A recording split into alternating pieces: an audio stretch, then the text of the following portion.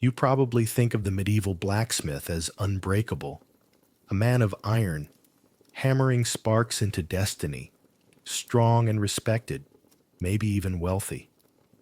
But the truth is far darker. Most blacksmiths didn't live long enough to enjoy their reputation. They coughed themselves to death in clouds of smoke, choked on invisible lead dust, and burned their lungs with every fiery breath. The glow of the forge was not just their workplace, it was their slow executioner. Now imagine this. Tomorrow you wake up, but instead of your laptop, your morning coffee, your quiet kitchen, you find yourself standing before a furnace. The air is heavy, metallic, bitter. In your hands, not a phone, but a hammer slick with sweat. The heat licks your face, and each breath feels like swallowing ash. Your lungs tighten, your heart races, and you understand.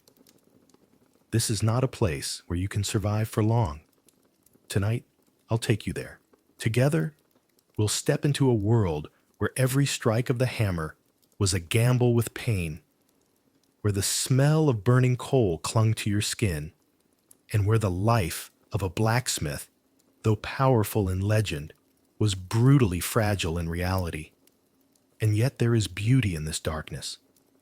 The fire that consumed them also forged the tools, the weapons, the very history we now inherit. The paradox is haunting.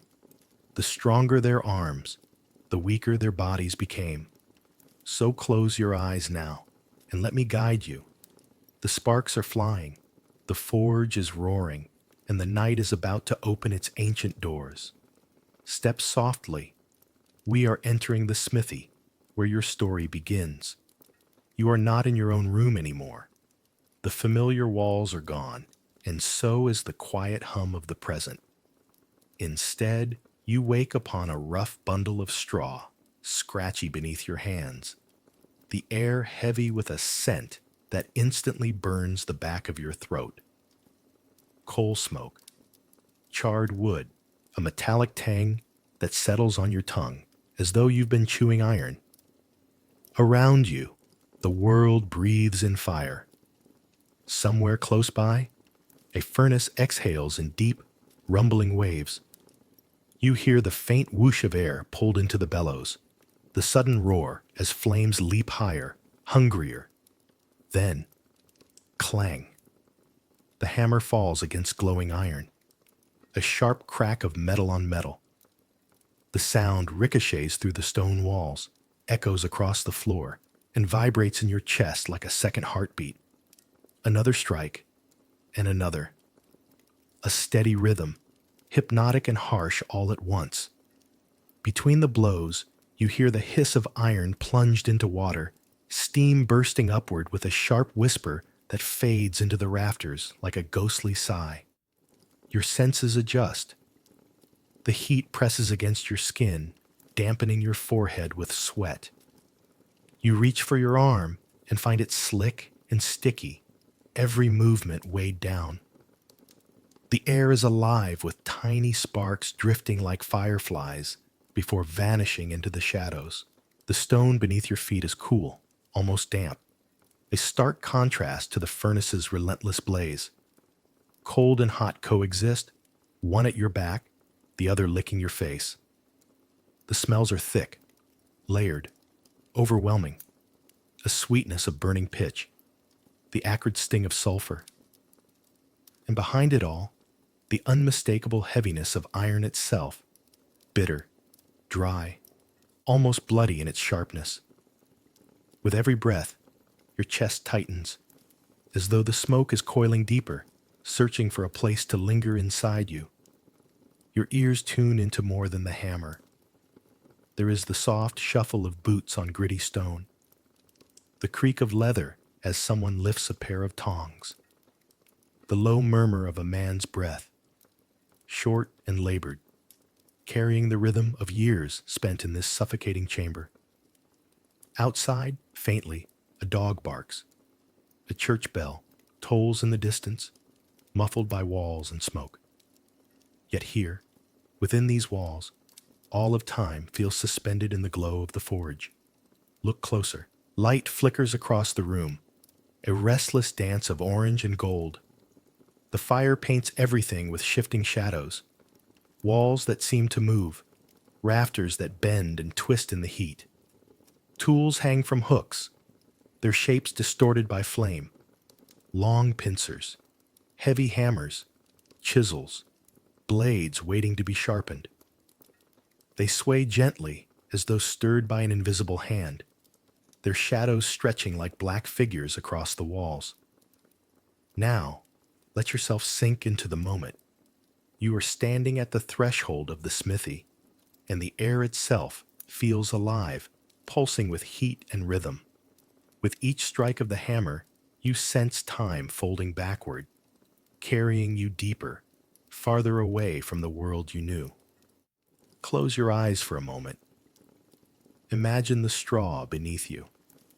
Imagine the heavy blanket of smoke pressing against your chest. Imagine that this is not a story you are listening to, but a night you are living. Tonight, you did not drift off in your bed. Tonight, you have woken in a place where fire rules, and every sound, every shadow, every scent is drawn from the heart of the Middle Ages. Breathe slowly. Feel how the heat wraps around you. Feel how the chill of the stones balances the furnace's breath. This is the rhythm of the smithy. Harsh and yet strangely soothing. Every hammer stroke, every hiss of steam, every flicker of shadow. Together, they weave a lullaby of fire and iron. You are here. You are inside the forge, and the night has only just begun.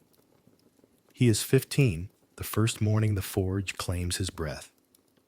The master calls him Martin because the village has too many boys named John, and Martin is a name that feels like work.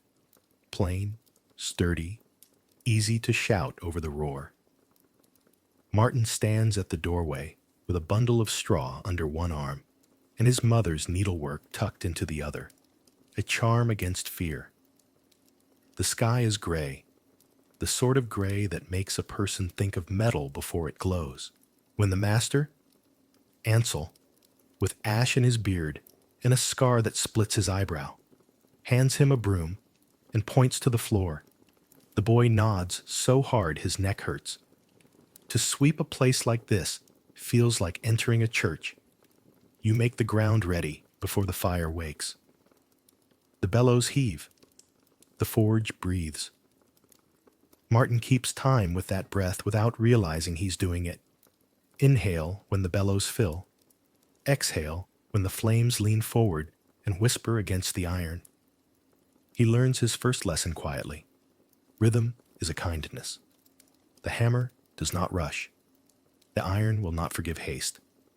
He learns his second lesson when a spark kisses his wrist and leaves a bead of pain. Every gift of the fire asks a price, always paid, never bargained. Days lengthen. In the slow march of mornings, he learns the small work first. Nails, dozens in a row, then hundreds. Nothing in the world seems more endless than a bucket of nails. He draws them out long and thin, snips and heads, a small forest of black stems cooling in sand. When a farmer lifts one between his fingers and says, "Straight," good, Martin feels a warmth that has nothing to do with embers. A thing that did not exist now exists, and he called it into being with heat and weight and the steadiness of his hand. At night, he returns to a bed that smells of straw and smoke. The village smells of it too in winter. Every cloak, every cap, every child's hair touched with faint ash. His mother's hands smell of soap root and wool, and when she takes his face and studies the new freckle the fire put there, she smiles without showing teeth. "You're growing into your shoulders," she says. "Don't forget your breath." She always says that because his father forgot his breath, working the iron hoops for barrels, and the forgetting took him early. Martin says he won't forget. He means it. When the frost comes, the forge becomes a world unto itself. The air outside stings the ears. Inside, sweat travels the spine like a slow river. Martin learns the comfort of the anvil, its stubborn readiness. He rests his palm on it sometimes, briefly, to borrow its patience. He learns to listen for the note of the iron, the way it sings when it's ready to move, the way the song goes dull when it must be returned to the light. There is a small happiness in this, a private music no one else hears unless they've earned it. He grows strong first in the wrists, then in the forearms, then in the back. The curve of his shoulders changes. His gait grows deliberate. His palms become half scar, half map, a geography of small burn and toughened ridge. Villagers nod differently now. Strength has its own language, and it needs few words. He is proud without saying so. Pride, in this place, is not boasting. It is the steady way he ties on the leather apron each dawn. The cough begins like a rumor. At first, it is an odd tickle at the base of the throat on days when the bellows run hard and the coal is new and dusty. He clears it and thinks nothing. Then it rounds the corners of his evenings, catches him walking home, surprises him when he laughs. When he wakes at night, there is a grit in his mouth, as if he has been chewing stones in his sleep. He drinks water. He promises himself a slower pace at the bellows. The next morning, the work starts, and the promise thins. There are companions in the forge. Jakub, older by a decade, has a voice like an oar dragging shallow water. He glances at Martin's wrist and says, "Oil that, or it will crack when the fields crack." He means the skin, but he might mean the boy's spirit too. Ansel, the master, doesn't waste air on worry. He says, "Hold the tongs closer. Don't fight the weight. Listen to the iron." These sentences become a catechism. Sometimes a horse comes lame, and the smithy becomes a stable for an hour. The animal's breath steams the air. Martin's breath does too. The hooves lift like questions. Martin learns to read the answers. Where to rasp, where to bend, how to fit a curve to a life that must move over stones. When the horse sets down its foot and finds comfort, the sound it makes, a small sigh, a shift of ribs, feels like a blessing laid on him. Season after season spins like the sparks. The cough grows less shy. It visits more often. It comes with a sweet metallic aftertaste that lingers even after bread. Sometimes, when he walks up the church hill, heat leaves his face quickly, and he feels how breath can travel only so far before it meets a wall. He considers the wall and tells himself it can be moved with will. He is 17. Walls still obey 19-year-olds in their minds. One spring, a blade commission arrives, not as rumor, but as a man on a dark horse. The man's cloak wears dust the color of the road. He speaks from within it, as if his words are tired. "A sword," he says. "A good one, not a showpiece. Light, quick, honest." Ansel wipes his hands on his apron. His eyes brighten in a way Martin has never seen.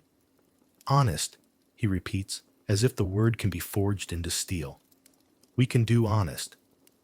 The preparation is a liturgy. Martin chooses the bars carefully. He breaks them, listens to how they fail. He heats and folds, welds the seams invisible.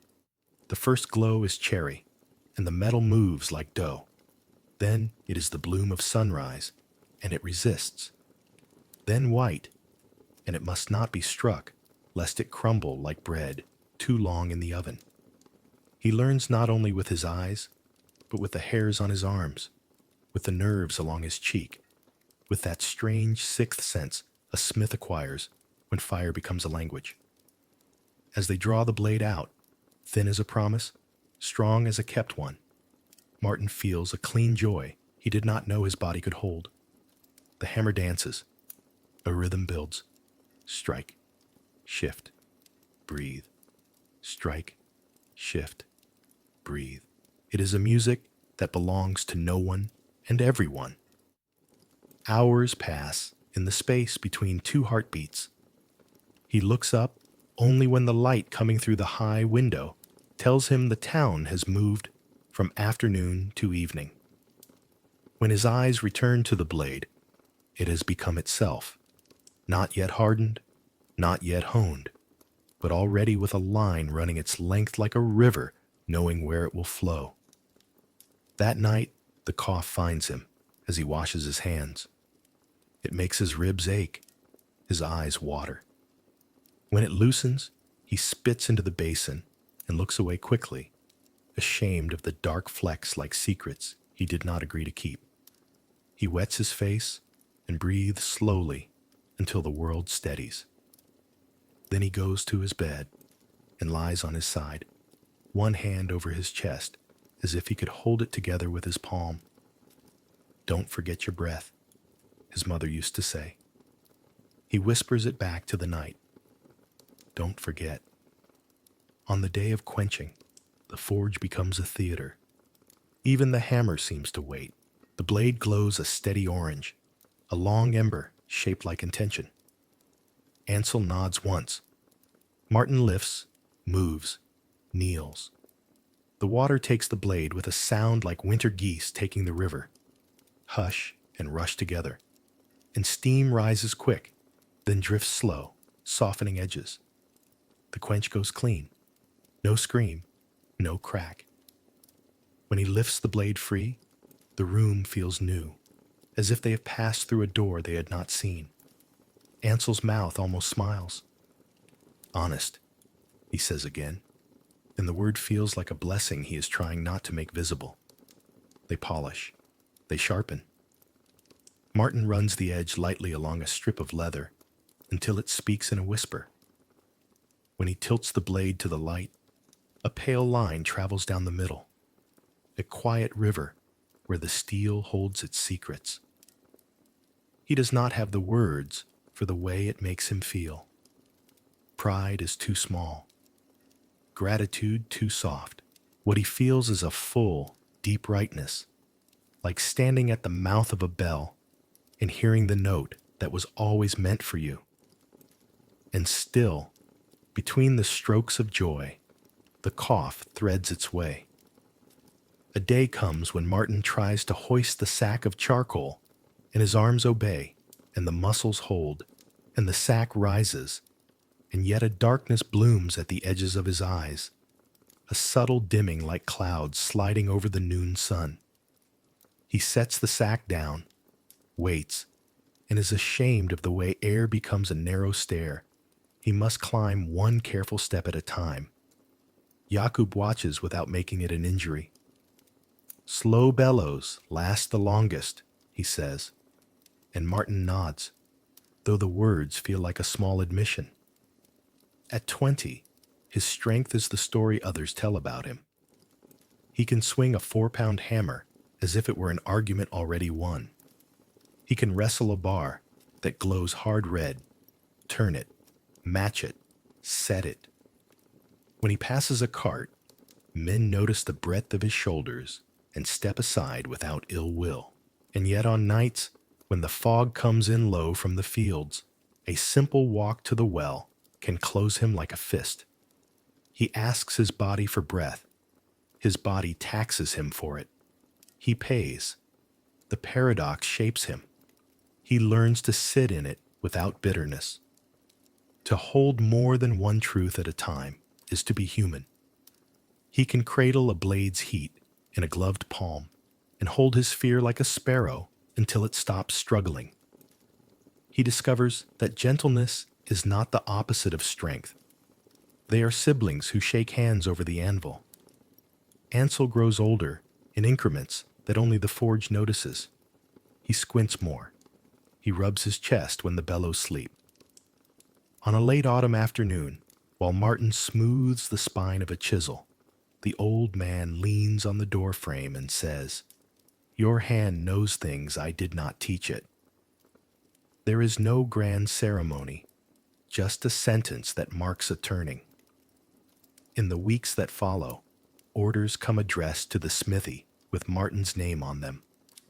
"You've earned it," Ansel says when Martin tries to argue the honor away. "You kept listening. Iron rewards those who listen." There is a girl who sells eggs in the square. She wears a red kerchief and laughs with her whole face. When Martin passes, she lifts 2 fingers in greeting. He imagines, sometimes, telling her what it feels like to bring a shape out of fire, to coax it the way one coaxes a skittish animal from a thicket. Then he imagines himself coughing midway through the sentence and says nothing. Desire, like heat, can be banked for later. He believes in later. He must. The sword they made, honest as rain, goes to its owner on a morning that smells of ripe pears and smoke. The rider tests the balance.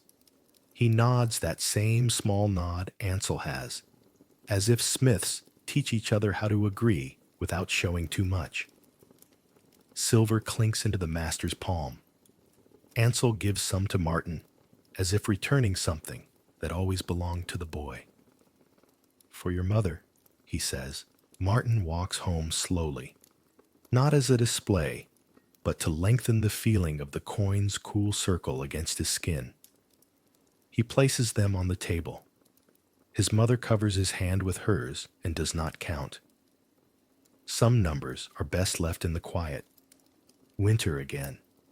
The forge becomes a sun in a village of stars. People gather not only for iron, but for warmth. Children press their cheeks to the doorway's edge to watch sparks fly like tiny saints leaving the earth.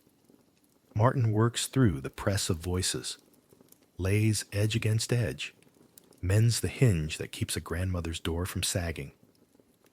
Through it all, the cough rides him like a small rider growing heavier with patient practice. One evening, when the wind sounds like 1,000 small flutes, Ansel does not come to the fire.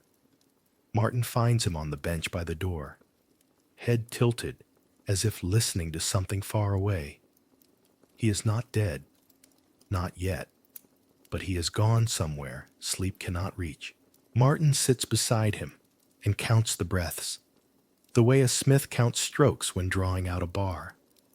Long, longer, then short. When the last breath clears Ansel's chest, the room does not change. The forge still glows. The iron still waits. And yet the room has shifted in a way no eye can see. Martin does not cry.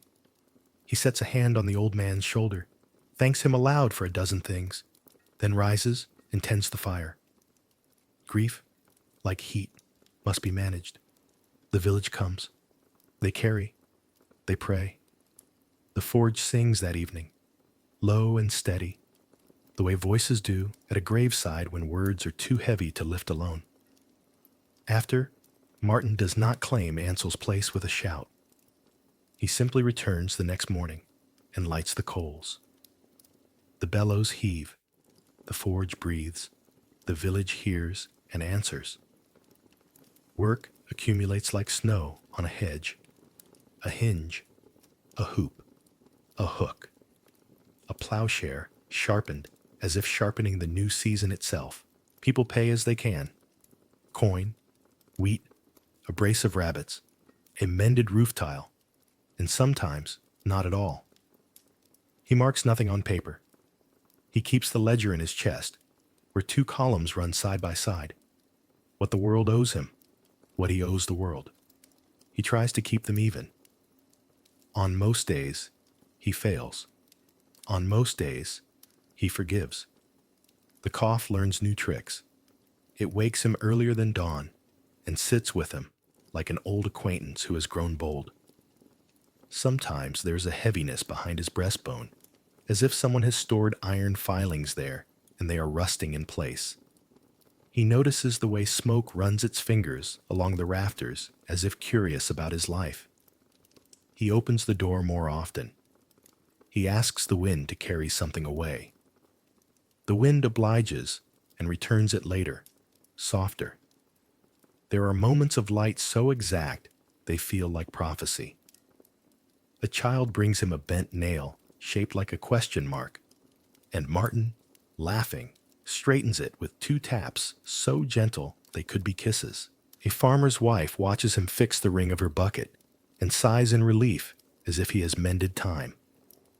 A dog, old and gray, sleeps on the warm stones near the quench trough and dreams of running.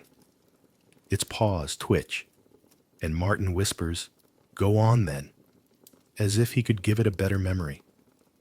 He makes another blade. This one is shorter, meant for a man who will use it to keep wolves from his lambs. The work feels like prayer, plain, specific, meant not for glory, but for shelter. When the edge takes its first true bite against leather, he smiles. Not a big smile, just enough to move the ache from one place to another. The man thanks him with a jar of honey. Martin tastes summer in midwinter and forgets, for 3 long minutes, that his chest has become a furnace that no longer cools.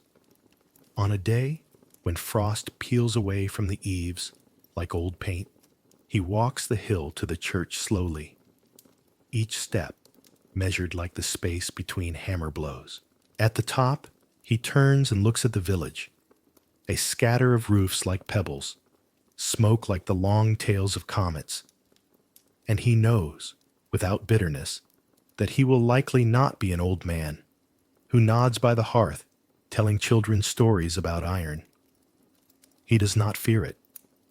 He thinks of Ansel, of his father, of all the men whose lungs made the world work. He thinks, too, of every gate that swings true, every wheel that turns, every pot that hangs where it should. Not all legacies wear names. He descends and returns to the forge, because that is what breath tells the body to do when there is work worth doing. He moves a little slower. He chooses the lighter hammer more often. When he coughs, he pauses and does not apologize. If someone waits, they wait. If a horse stamps impatience, he soothes it with a hand along the blaze of its face. Gentleness, again, proves stronger than stubbornness. Sometimes, late, he sits on the stool beside the door and watches the last coals drowse. He counts the beats between their sighs. He remembers the first nail he drew out, the way it wobbled like a newborn calf, and he laughs softly because everything newborn wobbles, even a life. He thinks of the egg seller with the red kerchief and wonders whether she sings when she's alone. He folds these thoughts like cloth and puts them away, not to forget, to keep. In the small hours, when the village is a hush and even the owls hold their wings against the cold, Martin hears his own breath clearly, in, outside, the bellows of a person, the simplest machine he owns. He honors it.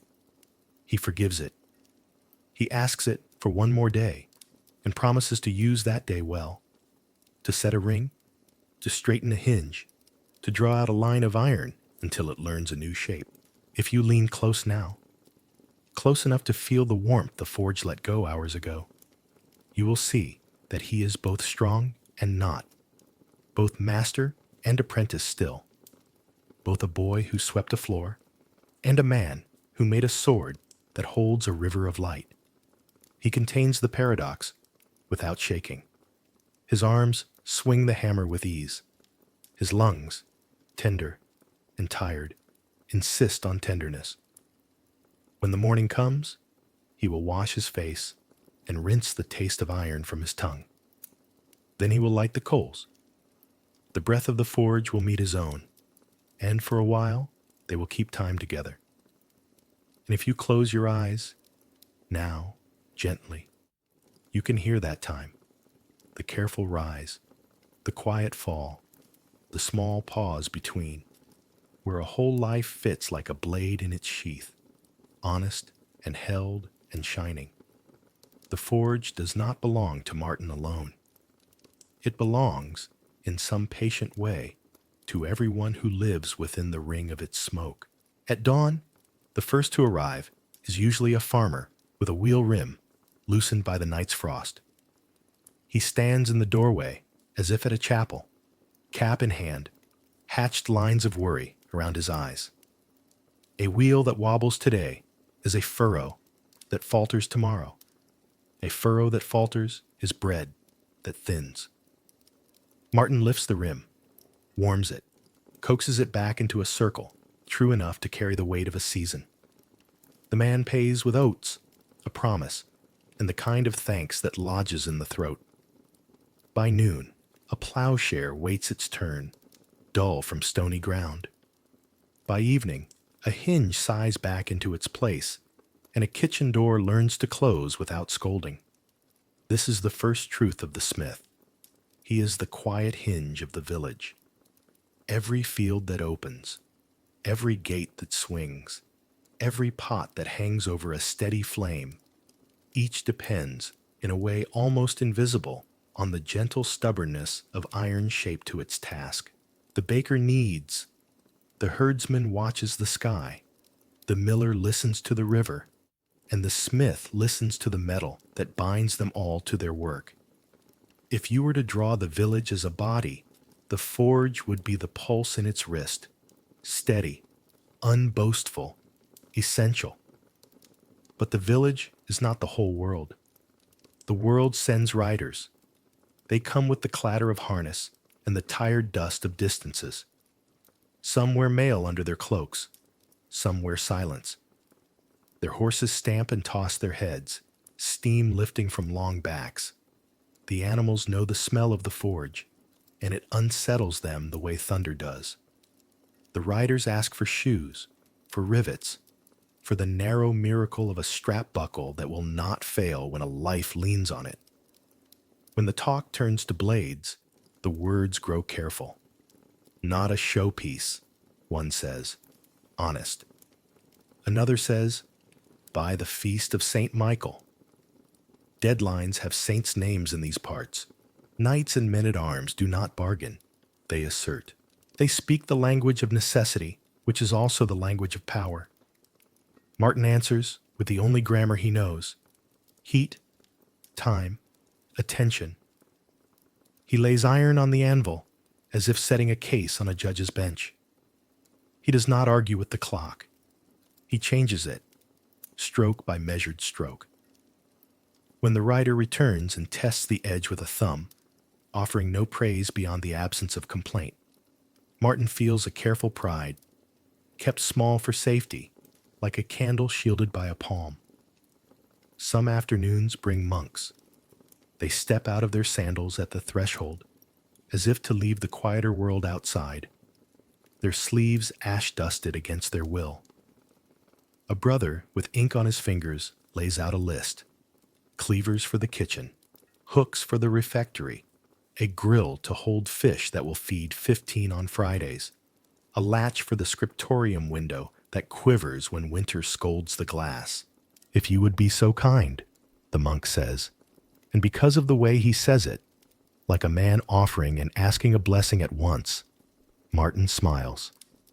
Payment, when it comes, is part coin and part mercy.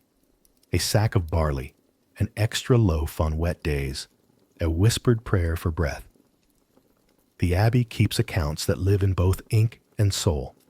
Between these worlds, farm, manor, monastery, the smith walks as if along a narrow beam. He speaks to all and belongs to none. In the square on market day, he is allowed to pass through the crowd without a shove, because everyone is in debt to a hinge, a hook, a ring, a nail that will not bend. Yet when the steward of the Lord's hall counts heads for work levies, the smith is counted quickly, his shoulders tallied as if they were coin. Prestige without protection. It is a fine-sounding cloak woven of thin thread.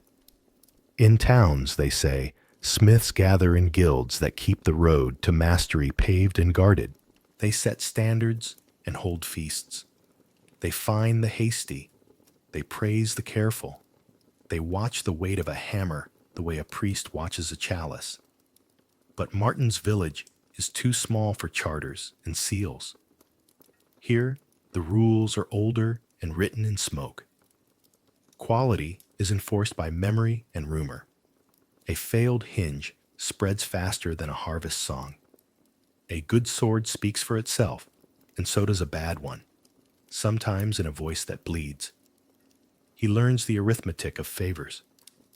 The miller's bolt shears, and the mill stops. In return for a late night repair, Martin's sack is heavier next time he buys flour. The shepherd's crook snaps, and lambing is upon them. Martin gives him a new iron head, and when summer bakes the hills, there is cheese left at Martin's door. This ledger in the chest, what the world owes, what he owes, balances better in kindness than in coin. Yet taxes and tithes insist on metal or grain, not gratitude. The reeve does not accept a blessing in place of a measure of rye. The tithe barn yawns in autumn, and hungry years teach it to keep its mouth wide. There are expectations that arrive without faces. War is one of them. When rumors swell like storm clouds, raids on the border, a quarrel between men whose names travel on horses, the forge work changes shape. Orders tilt toward iron that cuts and iron that keeps cutting. Arrowheads by the hundred. Straps and buckles that will sit on bodies that are not yet bruised but soon might be. A coat of mail that must learn to shrug a blade aside. The village grows quieter and busier at once. Wives stitch. Children watch the road. Men count nights as if counting ribs. Clever hands, someone says to Martin, meaning it as praise. And he nods, because praise is easier to carry than questions. But when he quenches a blade and hears that clean, contented hiss, he has to remind himself that goodness does not live in the tool. It lives in the hand that uses it and the reason that hand was raised. Still, the old burden settles on his shoulders, the feeling of feeding a hunger he does not share. He shapes the thing that will do the work he would rather the world did not need. In the quiet after the day, he lays a bare palm on the anvil and lets the cool press its blessing into his skin. Be honest, he whispers to the iron, as if iron could choose. On market days, his doorway is a crossroads of classes. A knight and a dairywoman stand as neighbors while waiting, the one gloved to the elbow, the other with milk-damp cuffs. They both require what he makes, and both will tell the story of his work in their own kitchens. The knight calls him master and does not hear the softness of the word. He is naming a function, not a man. The dairywoman calls him Martin and pays in butter folded in linen that smells of salt and clean water. Both need him. Neither can protect him when he cannot swing the hammer. There is talk of privileges for smiths, exemptions on certain days, a safety from conscription because the forge serves the realm. In stories, such protections shine like saints' halos. In practice, they flicker. A sheriff with a quota looks at Martin and sees not a smith, but a back that might carry a spear. A lord short on favor with his own lord decides that horses shod and blades sharpened are not enough. He wants numbers he can count on a field. Martin learns to stand in the doorway with his apron on, soot on his face, and the fire at his back like an argument. Without my breath, he says carefully, your men march barefoot. Some days the logic holds. Some days it doesn't. Some days nothing holds but the next strike. Prestige is a mirror that shows only one side. Children point when sparks fountain into the dusk. They whisper that he tames lightning. Couples bring him their new home's latch to bless it with a clean click. In winter, old men show him their walking sticks as if he forged the wood as well as the iron ferrule. He is greeted first and last in the square. Yet when sickness keeps him abed for a day, doors still stick, plows still dull, and debt is impatient. The world's appetite for small miracles does not slow because the priest prays, or because the smith coughs. On certain feast days, he is invited to the manor to measure a gate that sags, or a hinge that complains. He walks under painted beams, notes how the floorboards remember old feasts, watches the servants' faces, and feels both seen and not seen. A steward's polite smile shows more teeth than warmth. Take your time, the man says, meaning the opposite. Martin kneels with his measuring rod and listens to the wood speak its complaint. He repairs what he can, quotes what he must. In the hall's heat and smell of roast, he is offered a cup and asked to drink in the courtyard. He understands. Some thresholds are meant for feet, not for chairs. The monastery is different. There, thresholds are softer. In the workshops, the brothers trace circles in dust to explain a grill they imagine for the candle stand. They ask whether iron can be persuaded to carry lilies without losing its strength, whether a window can wear a lattice that keeps out weather but lets in light. Martin sketches on a plank with charcoal, quiet as a student. The abbey grants him a word he rarely hears elsewhere. Craftsman, said like a prayer and a diagnosis. He leaves with coin and with the feeling that his work can be a psalm. When caravans pass on the road to the town, strangers stop by his doorway to ask for small things that tell large stories. A tinker wants a new ring for a pot that has crossed 3 valleys and 7 kitchens. A mason wants clamps to hold 2 stones together as if they were brothers. A traveling player asks for a slender wire to mend a lute that sings about distant kings and closer kisses. Each object leaves, carrying a piece of Martin's night with it. The seasons educate the forge. In spring, plowshares and harrow teeth sing their need. In summer, wagon rims expand in the heat and come begging to be set again. The ring of a cooling tire is a sound that makes even the birds pause. Autumn brings sickles, scythes, the long arithmetic of harvest. Winter asks for hearth grates, poker heads, stubborn latches that refuse to freeze. Martin learns, with his palms and with the back of his neck, when the first frost will find the gate hinges, when the mud will steal the shoes from a cart, when the thaw will loosen every nail that wasn't persuaded properly the first time. Through it all, expectation rides him like a careful rider. People want iron to be better than people, steady, obedient, immune to mood. When a thing fails, the world has a way of believing that the shortcoming belongs to the hand that forged it. Rarely does anyone stand next to Martin and see the hidden forces. A flaw that lay sleeping in the metal's heart.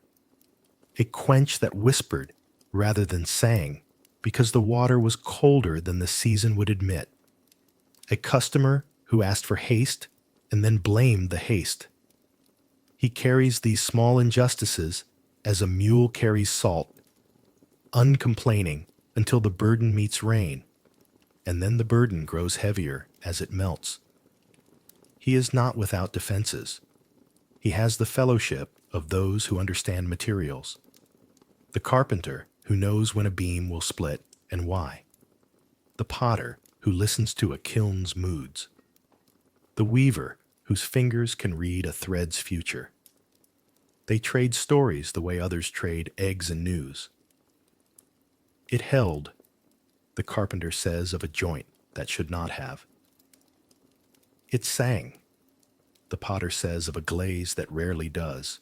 It listened, Martin says, when at last a stubborn length of iron remembers it can be a circle. Their laughter is quiet and long-lived, the kind that can be warmed over and eaten again the next day. There are darker threads. In hard years, when rain forgets or remembers too much, suspicions grow like nettles. A cart breaks on the road to the market, and someone mutters that the smith used soft iron. A plowshare chips against a stone the size of a loaf, and the farmer speaks too loudly in the alehouse about corners cut. It takes only 2 such nights for the murmurs to travel the streets ahead of him. He answers, as he always has, with work done in daylight, with doors open, with the sound of his hammer plain and honest. Even so, he learns how reputation is a roof. It sheds most storms, but not all. When the Lord calls for men, the village gathers in the square. Names are read, hands lift. The smith stands to the side, apron still on, as if to make a case without words. Sometimes the Lord nods. Sometimes he does not. When he does not, Martin walks home with the knowledge that the shoes he sets today might carry feet he will never see again. That a buckle he peens shut at noon might be asked to hold more than leather by dawn. He makes things that must survive what their owners may not. Each is a prayer in metal, and he says it with care. Clever hands, someone says again. You feed the village, says another. You feed the war, whispers a third, not unkindly. All 3 sentences are true at once. This is the smith's trap. Honor that cannot be eaten. Respect that cannot be worn against the weather. Prominence that draws the eye, but not the shield. If a roof falls, the village looks to the carpenter. If a child takes ill, they run to the midwife. If a sword fails, they look to the smith first, then to the hand that swung it, last to the world that asked for the swing. At night, when the last coal blurs into a dull coin of red, Martin sits on the threshold and feels the way the village's needs have shaped him.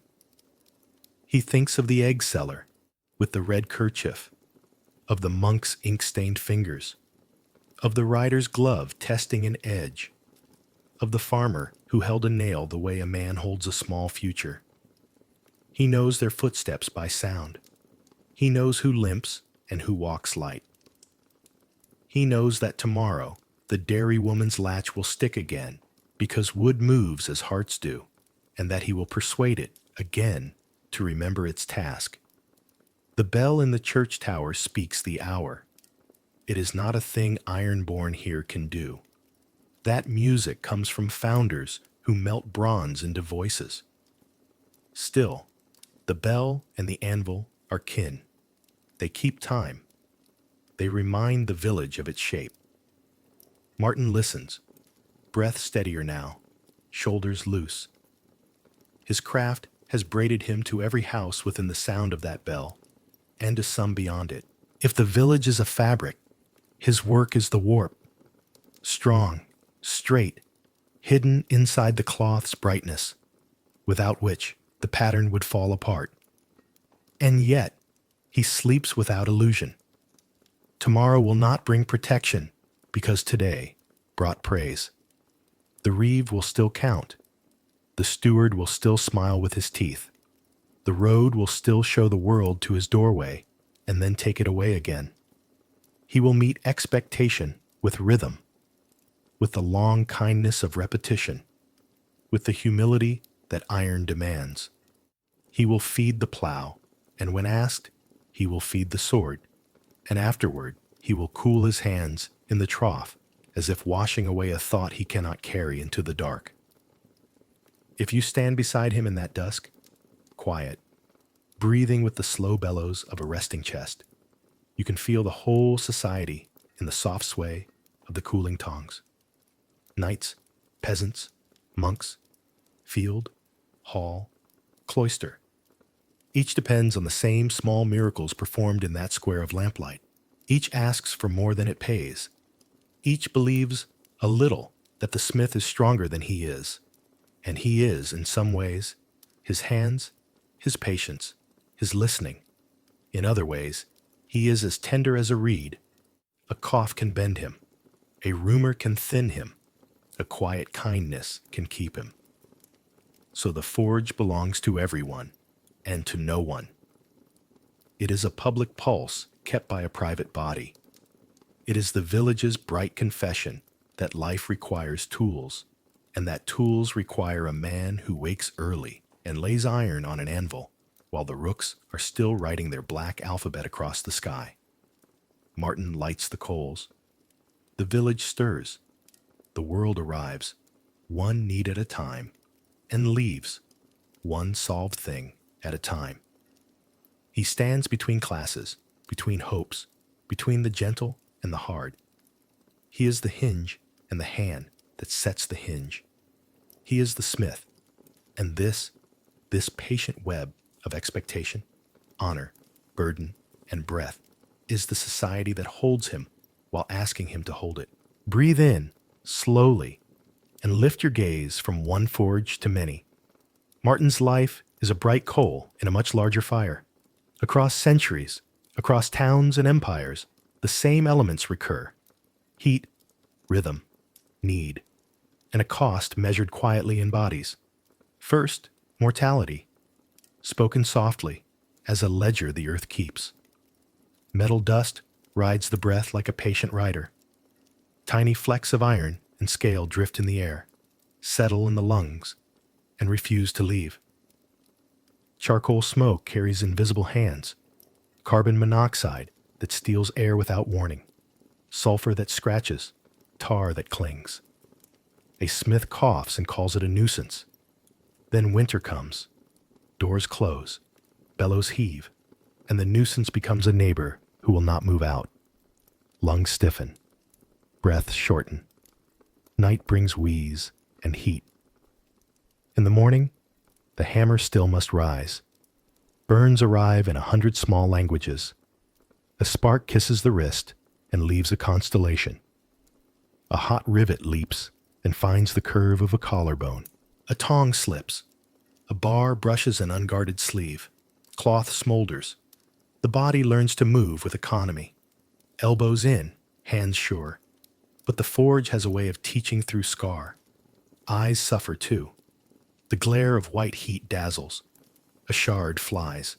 A scale of oxide flicks up under the lid.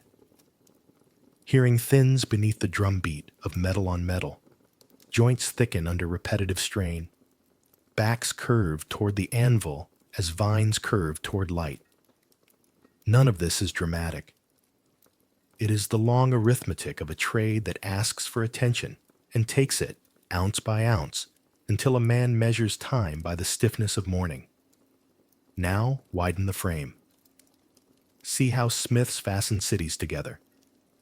Where a road met a river, a market grew. Where a market grew, a forge took root. Nails were city builders, no less than stones. Timber frames held by clenched iron. Hinges that let doors behave. Locks that taught private life to close. A gate that could swing and hold. This was civic order in physical form. Water wheels turned and needed pins, hoops, gudgeons. Mills made flour, but only because iron told the wood where to pivot and where to endure. Carts, axles, rims. Without them, grain stayed grain. With them, grain became bread for distant mouths. In a town, the smith's smoke was a sign that the town still had a future, and the city's voice carried outward onto roads where armies moved. Campaigns did not advance on courage alone. They advanced on iron, arrowheads by the thousand, spear sockets that would not split, strap buckles that would not surrender under a lunging horse. Mobile forges, small hearths on wagons, traveled with hosts so that a day's march did not end with a broken shoe and stalled supply. Armorers riveted mail until it flowed like cloth. Smiths hardened edges until they answered flint with sparks. A general might dream in grand lines on a map, but a campaign's heartbeat was the ring of hammers behind the lines, tapping order back into bent tools and teeth back into dulled steel. When smiths slept, armies slowed. When forges failed, plans became weather. Walk further back, and the fire changes color. In the Bronze Age, metal was sorcery, and those who tamed it were priests in leather aprons. Copper and tin, coaxed together, made a new brightness that remembered a shape after the fire forgot. Casting was a kind of dream work. Wax models, clay shells, a pour, a prayer, a wait. The dangers wore different masks. Fumes heavy with metal, molds that cracked and spilled suns onto sand. But the logic was familiar. Transform and be transformed. Secrets traveled in whispers along trade routes as precious as the ingots they guarded. Then iron arrived. Not soft and cooperative like bronze, but stubborn, cold at first, demanding higher heat and more will. Bloomery furnaces made sponges of metal and slag. The hammer made them whole. In this age, the smith's ear became an instrument. He learned the note of workable heat, the color that promised movement, the exact moment when iron was a word he could still persuade. Myths grew around such men, as they always do around those who bring something from an unseen realm into the scene. They were said to borrow power from the earth's heart. In truth, they borrowed it from patience. The classical world refined the craft. In Rome's legions, fabricae, workshops, echoed with repair and preparation. Road networks meant speed, and speed meant that iron could travel where it was needed, not just where it was born. Standard parts, reliable forms. The empire learned that repetition is a kind of genius. Yet even there, behind the order, stood the same bodies. Men sweating before hearths, men counting strikes, men closing their eyes at night to see, still, a bar glowing on the inside of the lids. Through the Middle Ages, water took some weight from the arm. Water wheels drove bellows and trip hammers. The river entered the forge and made it breathe deeper, strike harder. Iron production rose. Towns grew confident. Guilds wrote customs that tried to keep quality from dissolving into haste. The blacksmith remained the generalist. Shoes, plows, hinges. But new specialists budded. Armorers whose days were domes and domes and domes. Swordsmiths who listened for a different music. Locksmiths who married iron to secrecy. The hazards did not lessen. They changed key. Greater heat, more scale, faster strokes. Lungs and ears paid first, then wrists, then sleep. The Renaissance taught iron to dress in grace. Look closely at a 15th century gate, and you will see lilies growing from bars, leaves curling from scrolls, light caught in patterns that suggest lace. A smith made that with fire and hammer, not chisel alone. Forged, not carved. Beauty asked for the same taxes as utility. Hours, attention, a neck bent toward glow. Meanwhile, war asked for new forms. Plate armor reached its cathedral, articulate, gleaming, miraculous. And then the thunder of gunpowder began to rewrite survival. The smith followed the sound, becoming gunsmith, barrel forger, lockmaker. Precision joined patience. Soot grew finer and more invasive. The cough learned a new accent. Then came the Industrial Revolution, and with it, a sky that learned to wear smoke like weather. Furnaces rose higher. Air grew hungrier. Iron turned from boutique to bulk. Puddling, rolling, slitting. The verbs multiplied, and with them, the demand for bodies that could work in shifts. under roofs where day and night were interchangeable. Steam hammers struck with the might of 100 arms. Railways ate iron by the mile and fed it back as speed. Cities hardened into grids, held with rivets and bolts. Bridges threw arcs across water, trusting their weight to pins the size of men. Health, in this new order, was not an individual negotiation with a single hearth. It was a ledger line item. Foundries filled with fine dust that clung to throats, lead paints licked at nerves, manganese and zinc oxides wrote fevers across skin, hot metal flashed and cut. Children carried slag, women filed burrs, men wrestled heat until their hearing faded into a low C. Life expectancy in certain quarters bent downward. Bodies became part of the cost of progress, calculated with a coolness that would have startled any village reeve. If a beam failed, 10 men fell. If a boiler burst, a whole street learned new names for fire. And yet, look up. Iron learned to fly in arcs and vaults. Train stations like glass forests, bridges like harps laid across rivers, towers that trusted wind, the same stubborn element that once bent only after long persuasion now carried cathedrals of commerce and halls of music. The smith's craft became 1,000 crafts. His bench became benches in schools and labs. His secrets became textbooks. His intuition became specification.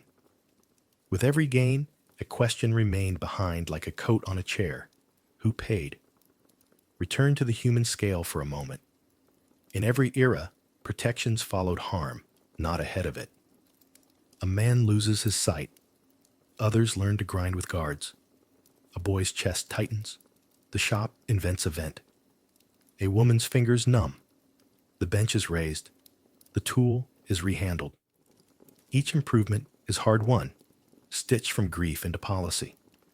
In our time, masks exist that can sift out the smallest dusts. Fans can draw poison out. Gloves can defeat the quick kiss of a spark. Laws can say, not like this. Even so, the pressure of production can make care feel optional, and optional things perish first when clocks grow loud. Across this long river, see how the smith's influence braided itself into daily life and history's louder pages. Cities grew because iron made doors reliable and carts durable, because looms needed hooks, because locks taught trust to strangers. Armies moved because shoes held, because axles did not break on the fourth day, because edges kept their promise. Farms fed towns because plows learned to bite rather than skate, because harrows learned to comb, because sickles learned to sip grain rather than tear it. Ships crossed oceans because nails, spikes, and bolts said yes to storm after storm. Clocks kept time because springs remembered how to return. Even the written word leaned on iron. Presses, type, screws, frames, each a small vow to steadiness under pressure. Compare the craftsmen standing through these ages, and you'll hear a hum beneath the noise. In ancient days, the metalworker was half magician, half artisan, suspected, respected, and needed. In the medieval town, he was civic muscle, visible, central, praised, and vulnerable. In the Renaissance, he was an artist under soot, invited to courts by the grace in his scrolls, dismissed to the yard when the cup was empty.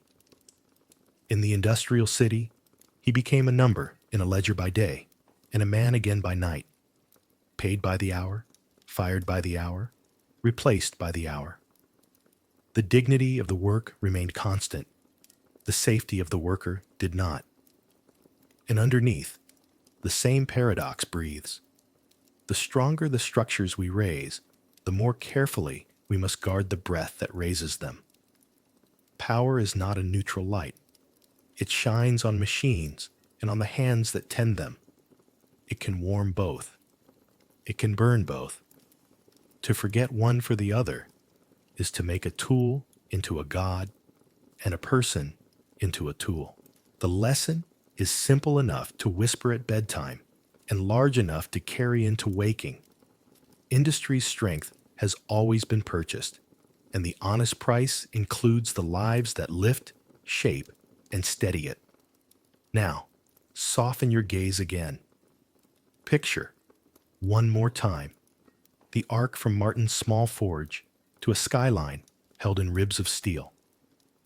Picture the nails in a cottage door, and the rivets in a bridge, the buckle on a soldier's strap, and the clasp on a scholar's trunk, the hook in a baker's oven, and the hook that holds a chandelier in a hall of music. Every piece of iron remembers a palm, a breath, a decision. Every improvement we enjoy is a debt somebody paid forward at a cost we should not ignore. So here's the gentle wisdom to settle with. Respect the made world and respect the makers more. When you cross a bridge, imagine the strike, the quench, the filing. When you turn a key, hear the small voice of a spring. When you rest your hand on a rail, feel the ghost warmth of a long-cooled bar. Let gratitude move through you like air. Let it slow you, kindly. Because the great equation does not end in despair. It ends in attention. We can choose to count all the costs and still make beauty, still build safely, still keep breath inside bodies. We can insist that the next span of iron carry not only weight, but care. We can refuse to spend lungs for speed, eyes for polish, spines for profit. The fire can remain our servant, not our sentence. Breathe out, slowly. The past is spoken in a low, steady voice. It says, strength is real, and so is the price. Hold both truths without hurry. And as the glow in your mind fades to ember, let a softer thought remain. The world you touch is held together by countless quiet acts of craft. Each one a small promise, hammered honest, paid for in breath. And tonight, you can honor them by resting well. The order comes on a morning that smells of rain, waiting just beyond the fields. A rider in a plain cloak ties his horse to the post and steps inside, bringing the square's quiet with him. He does not remove his gloves. He sets a wrapped bundle on the anvil as if laying down an oath. A sword, he says, not a showpiece, not a brute. A blade that moves before the thought, that holds an edge when the night is longer than it should be. His eyes flick toward the door, the sky, the road that leads east. By the feast of St. Michael. Martin touches the cloth with 2 fingers, takes nothing for granted. We can make honest, he says, the old word returning like a bell note. The rider nods once, leaves a purse, leaves a name that carries weight in other mouths, and rides away without turning his head. The timeline is a tight cord pulled across the room. Martin feels it thrumming under everything, under the clink of tongs on hook, under the rise of the bellows, under his own pulse. He chooses bars with a care that is almost tenderness, listens to each one fail beneath a measured blow so he can hear where its secrets live. He stacks, welds, draws, folds, again and again, layers learning to trust layers, lines flowing like a river taught patience by stone. Heat scours the days until they shine. He leans into the rhythm that never lied to him. Strike, shift, breathe, strike, shift, breathe. The blade lengthens the way a story lengthens, inevitable if you keep telling it. The spine finds its slight curve. The edges discover where they mean to be. In the charged hush between hammer blows, he hears the market outside, the far bell, a dog's soft bark, the whisper of the quench trough remembering winter. His lungs do not approve of deadlines. The cough calls at the thresholds of tasks, before the weld, after the draw, just as he is reaching for the lighter hammer. He answers it with water, with rest, counted in heartbeats, with the stubborn courtesy of standing still until the wave passes. Sometimes copper blooms at the tongue. Sometimes the room narrows and then opens again like a door reconsidering its manners. He keeps the door open by will and by habit. Work is a language he speaks even when breath is short. Word spreads as word does. The egg seller with the red kerchief leaves fresh eggs and a glance that asks without asking whether the work is too much. The miller brings a heel of warm bread and leans a moment on the door frame to watch the sparks walk up the air like saints climbing a ladder. The monk with ink on his fingers appears one afternoon to measure a hinge and stays long enough to hold the far end of a bar while Martin sets a weld. "Prayers for your breath," he says in parting, as if prayer were a tool that fit any grip. The blade enters its truest work at the anvil's edge. Martin draws the bevels with a patient hand, carrying heat along the length like a candle through a church aisle. Steady, measured, never hurried by the storm outside. He checks the straightness with the unbending eye of the anvil face. Then with a string, then with the way, light travels along the steel, revealing hills where there should be plain. The world reduces to small certainties. The color called ready, the note called now, the clean, bright smell of iron at the exact moment it is not yet too hot to remember instruction. Sleep comes in pieces. He lies down in his clothes, wakes to the sound of his own breath working and the fire sighing, returns to the forge as if to a prayer he left mid-verse. Time narrows. The village recedes. The purse on the shelf does not matter, not now. What matters is the line that will run down the blade like a seam of river sand. The promise that edge and spine will keep with one another when the world asks them to be both hard and forgiving. On the third night, rain finally finds the town. It drums the roof and cools the doorway and wraps the world in a hush that makes the hammer sound closer. Martin stands in the orange lantern of the hearth and feels the old ache behind the breastbone light again. He breathes through the tightness, counts five again, waits for the door in his chest to open. It opens. He thanks nothing in particular and returns to the glow. Quenching comes like a bell in a fog. He readies the long trough, skims the surface with his palm to feel what the water will tell him about itself. He heats the blade slow, deep, even. No greed, no show. When the steel holds a steady sunrise, he turns, lowers, listens. The hiss is not dramatic. It is satisfied. Steam rises and carries the smell of all the hours up to the rafters, where the beams have learned to store such stories. The quench is clean. The blade survives the first narrow gate. He holds it up and sees what he hoped to see. A faint, pale line running true. A boundary where hardness and tenderness made an agreement. He sets it to temper. Back to the fire, gentler now. Straw to peacock to blue. Each color a mood. The steel remembers how to flex without forgetting how to bite. He breathes easier for a handful of minutes that feel like borrowed summer. The hilt is work of another sort. The marriage of grip and guard. Of balance that makes a blade feel lighter than its weight. He shapes a crossguard plain and strong. No lily flourishes tonight. No idle scroll. He peens the tang snug against a pommel that carries no crest, only the clean conviction of the work.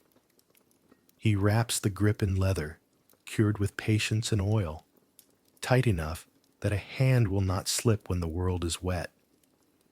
When he swings the sword gently, it feels like an answer to a question he has been hearing for years. The deadline becomes a presence in the doorway, polite and unyielding. He sharpens by lamplight, edge whispering along stone, along leather, along stone again, until the blade speaks in that small voice only steel has when it is ready to be believed. Outside, the rain stops. The square breathes. Dawn comes like a promise kept, and then the world claims its price. As he lifts the blade for one last look, the room steps sideways. Not much, just enough to turn the floor into a slope. He sets the sword down carefully, the way you set down a child falling asleep, and grips the bench with both hands. The cough rises from a deep place, not content with the throat this time.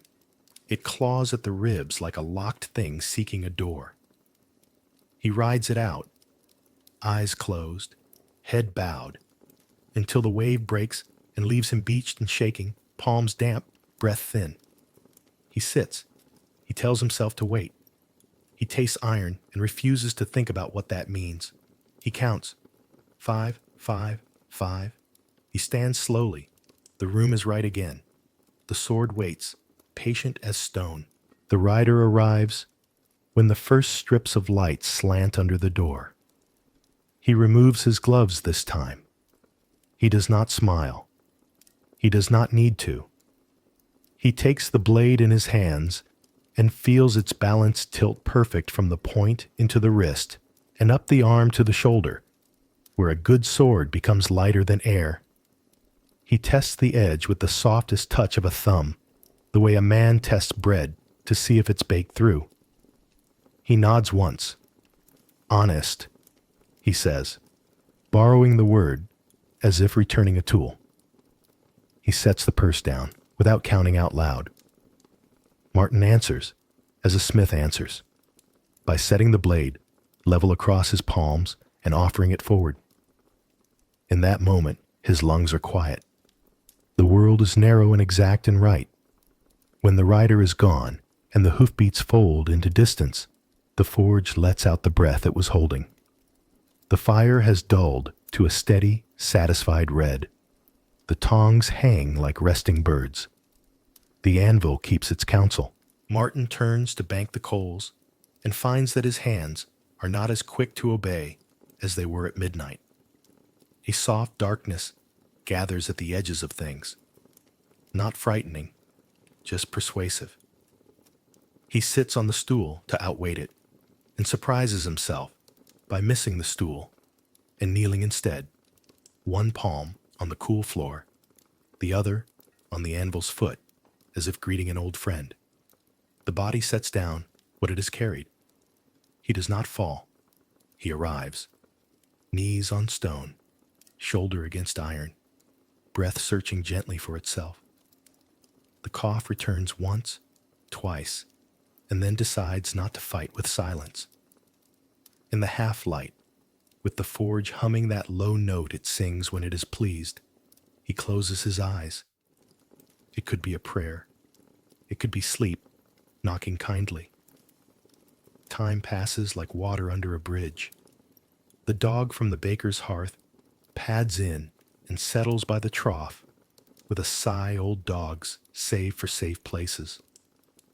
Somewhere far off, a bell rings the hour. He hears it and thinks of Ansel counting strokes, of Jakob saying slow bellows last longer, of his mother's hands and the needlework charm that once rode in his pocket on the first day. He thinks, too, of the egg seller's laugh, of the child's bent nail straightened with 2 gentle taps, of the man who will carry the sword, and of the ways iron learns to keep promises long after the hand that made it rests. After a while, not long, or perhaps very long, he draws a breath that does not argue. He opens his eyes. The world has edges again. He rises carefully, sets a palm flat on the anvil, and thanks it the way one thanks a stone bridge that has borne one more crossing. He banks the coals until the forge glows like a sleeping animal, warmth folded into itself. He sweeps the floor. He puts each hammer back on its peg, each tong in its mouth, order restored like a blessing. The sword is gone. The work remains. In the emptiness left by a finished task, he feels no grand triumph, only the clear, simple relief of a promise kept. He understands, more quietly than before, what his life has been and is. A fire that burns hot and bright, not forever, but long enough to make shapes that will outlast the smoke that carried the making. He accepts the equation as one accepts weather, without bitterness, without surrender. A spark, after all, is a kind of seed. Outside, the rain-clean morning gives everything a new edge. The square smells of wet stone and bread beginning. A child runs past, leaves small prints that fade as the sun finds them. Martin stands in the doorway, lets cool air travel into rooms that know him, and coughs once, softly, like a man clearing his throat before a song he intends to sing quietly. The forge waits. The village will need hinges and hope, hooks and patience. He will light the fire again because that is what he knows and what the world asks. And tonight, when the day has set down its tools, the blade he made will lie where it belongs, and somewhere the rider will lift it in the dark and feel it arrive faster than thought. Here, the light lowers. Here, the heat gentles. The anvil returns to being a quiet stone. The tongs hang like silver fish asleep in a river of shadow. The room breathes the way fields breathe at dusk. Slow in, slow out. Martin's shoulders loosen. His hands find the bowl, the bread, the cup. He eats in the door with the morning on his face, and when he is finished, he closes his eyes, not from weakness, but from ease. The lesson gathers in the stillness like dew on a fence rail. A life can be brief as a spark and still throw light far, across a road, across a century, into the hands of a stranger. The fire goes out. The iron remembers. The man grows quiet. The work speaks on. Let your own breath ease to match the forge at rest. In and out. A little slower now. The hard part is behind us. The edge is set. The door tonight opens without hurry. And in that doorway, the soft truth waits. Strength burns and leaves a small, enduring glow. Tonight, you can warm your hands by it and let your eyes close. Set the hammer down in your thoughts now. Let the anvil cool.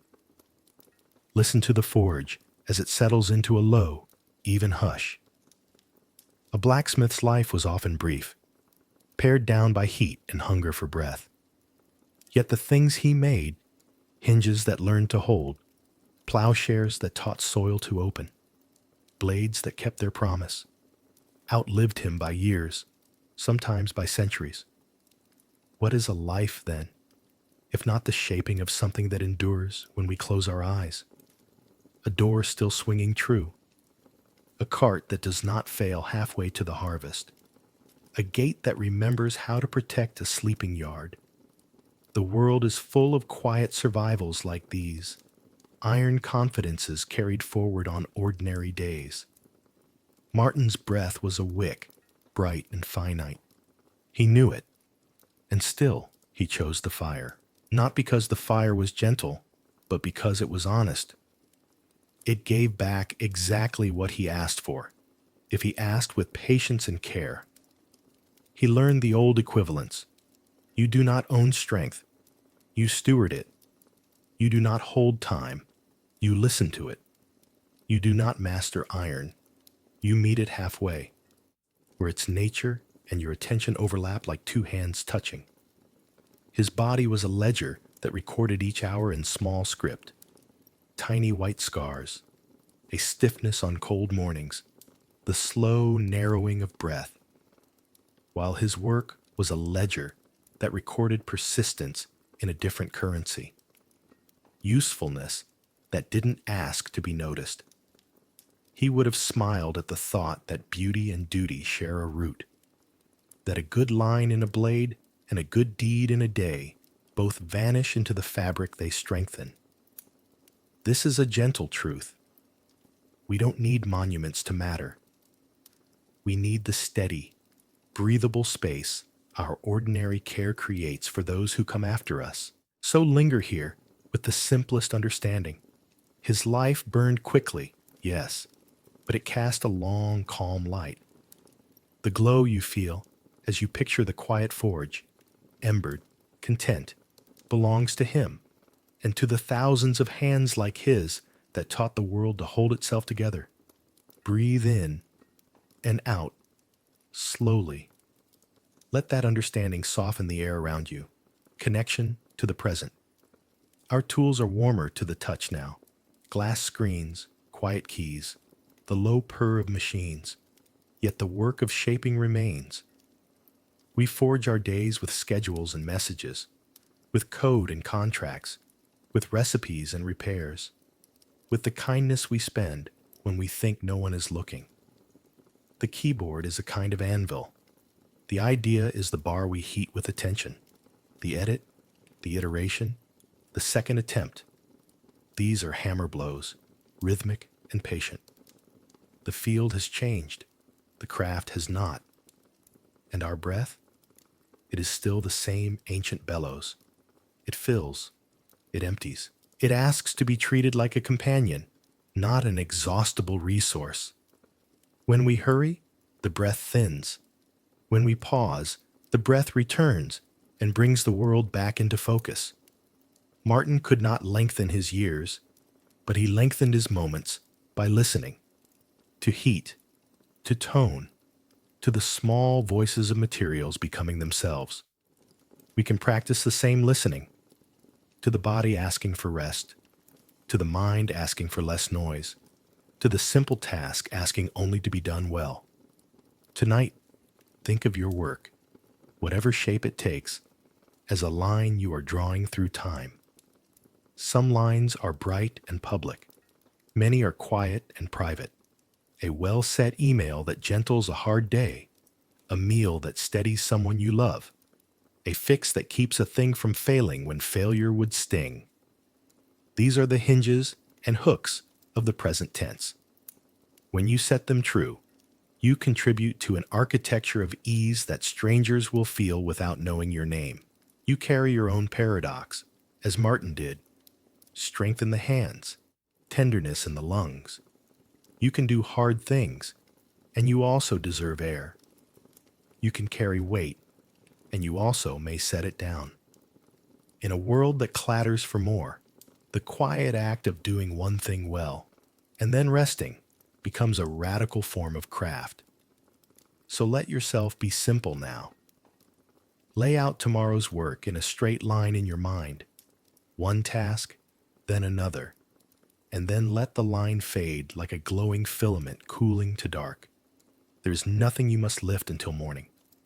There is nothing you must hold tighter than your next easy breath, in and out, just like that, steady, unforced, kind, poetic closing. The forge is almost silent. The last coals are small moons, dimming in their bed of ash.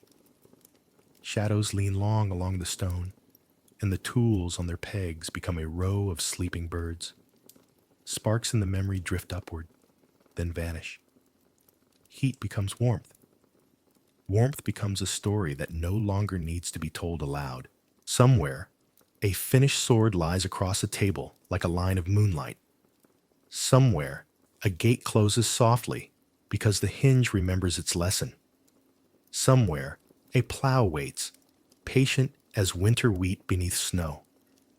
And here, in this room of the mind, the anvil goes cool and peaceful, a dark river stone holding the day's last light.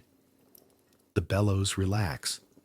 leather folding into leather like hands unclasping. The quench trough mirrors a slice of starless sky. The dog at the threshold exhales and tucks its nose beneath its tail. Listen, not for the hammer, but for the space where the hammer used to be. It is a wide, gentle quiet. You can rest inside it. Let images move slowly, like embers turning in the drift of their own heat. The faint blue at the edge of cooling steel. The pale print of a palm on soot. A curl of smoke loosening, gone. A window square where morning will appear. Later, not now. The night wraps the smithy the way a shawl wraps old shoulders. The rafters stop creaking and become still beams holding up a quiet sky. The floor gives back its chill, not unkindly, a reminder that sleeping things prefer the cool. Martin's stool stands empty and content. His apron hangs with the drape of a small flag on a windless day. The tools keep their own kind of thoughts. The hammer remembers rhythm. The tongs remember trust. The file remembers the patience of small teeth. None of them asks anything of you. Count, if you wish, the last 3 breaths of the forge. 1, like a wave that never quite reaches shore. 2, like a candle agreeing with the dark. 3, like a door that settles into its frame and decides to stay. Now let your breath choose its own slow measure. In, a tide arriving. Out, a tide returning. Nothing forced, nothing clever. Only the old good motion that kept every craftsman company when the day's light went small. If thoughts appear, set them lightly on the anvil and step back. They will cool without your help. If plans knock, offer them a seat near the door. They can wait. Doors and plans are patient in rooms like this. Imagine, as your body grows heavier, that you are wrapped in the steady fragrance of clean ash and faint iron. Not sharp, not smoky, just the memory of work done and put away. Your shoulders soften as if the apron's strings were untied. Your hands open without dropping anything. Your jaw remembers how to be a field in late summer, wide, untroubled, still. The fire has diminished to a single breathing heart. It beats slower and slower, and then it becomes a warmth without a center, everywhere and nowhere, like comfort. Tonight, let the smith's lesson be your lullaby. Shape a little, care a little, rest a lot. Honor the tool that is your breath. Trust the work to wait for morning. The room dims 1 last degree. The last coal turns from orange to the quiet red of a berry in shadow. Even the shadows fall asleep. If you listen now, beyond listening, you may hear what the anvil hears when nobody is there. The sound of a whole village breathing. Doors at rest, wheels at rest, hands at rest. A world held together by hinges and hopes, by hooks and kindness, by 1,000 unseen acts of care. You have done enough for today. Let the bellows of your ribs ease and ease again. Let the darkness be soft as wool. Let the night be the inside of a warm hand. In and out, a little slower, a little lighter. The forge sleeps, the story sleeps, and you too, now, quietly, safely, like a spark curling into ash, leaving a small, enduring glow.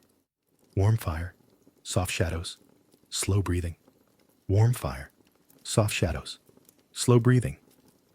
Warm fire, soft shadows, slow, gentle breathing. Let the room grow quiet around you. Let your body settle like cooling iron on soft ash. Nothing to do now. Nothing to carry. Only breath.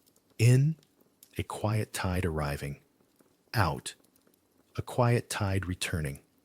Leave a little space between.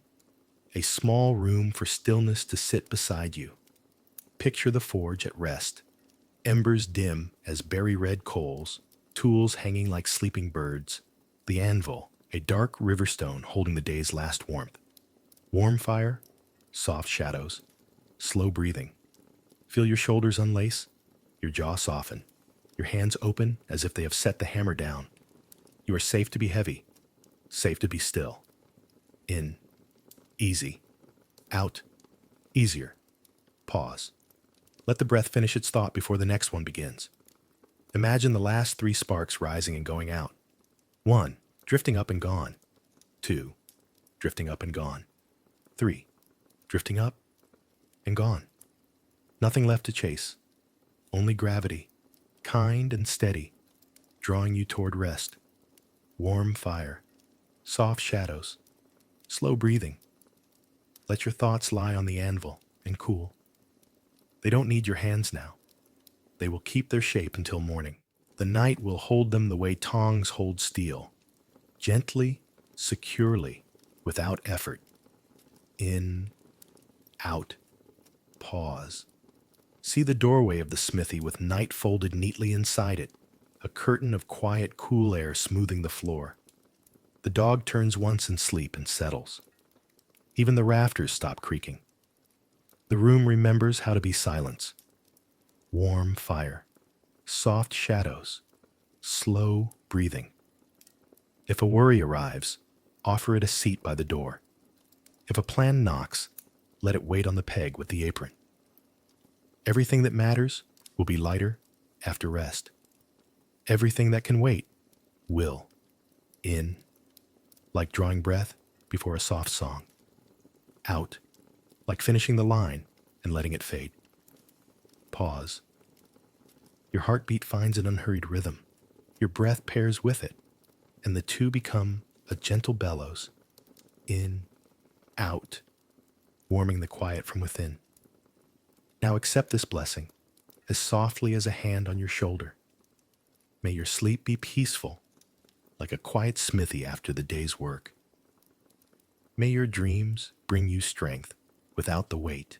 May your breath stay warm and easy, like embers that glow just enough to comfort. May the night take what you set down and give it back in the morning, lighter and clear. Warm fire, soft shadows, slow breathing. Let your eyelids grow heavy, your thoughts grow faint, your body sink into the kind gravity beneath you. There is nothing more to make tonight. The hinge is true, the blade is sheathed, the door is closed softly. In, out, pause. Even softer now, even slower. As the forge cools, so do you. Steady, safe, unhurried, a small glow curling into ash, leaving only comfort behind. Sleep now, quietly, safely. Warm fire, soft shadows, slow breathing.